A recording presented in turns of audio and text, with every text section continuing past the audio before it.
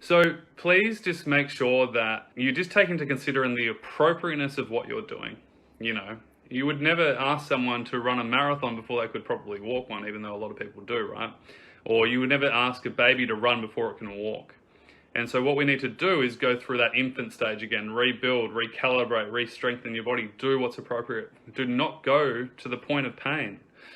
You know, that's the other thing. Like, we don't want to get to the point of pain. We want to actually stop before we actually feel worse. And that's why we need to have a flexible approach. If we're not being flexible with our approach and taking into consideration our quality of sleep, our quality of nutrition, our quality of hydration, our quality of how we feel, and just our general emotional well-being, as well as our daily routine and structure, you know, just sticking to like really strict regimented ideas and modalities is really going to just keep you more stuck and more stagnant in the long term.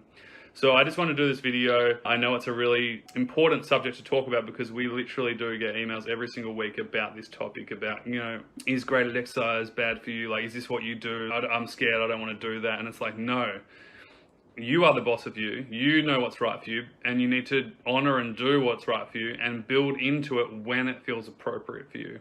I do have to say this. Let's say when you're better or you get better, you need strength and stamina in your life. You need strength and stamina to pick up the groceries, to, you know, go to the supermarket and pick up all the heavy stuff, or do the dishes, or do the, you know, clothes, or whatever. Like, just do stuff. You need strength and stamina to do that. So it's very important that we build into strength and stamina as you start to progress and build up. But exercise alone isn't actually the answer. And in fact, more often than not, we tell our members when they start, forget about exercise. You don't need to worry about that. You need to restore and re-energize your system first. We need to put some credits in before you put some credits out. And in fact, it's about slowing people down first to speed up long term.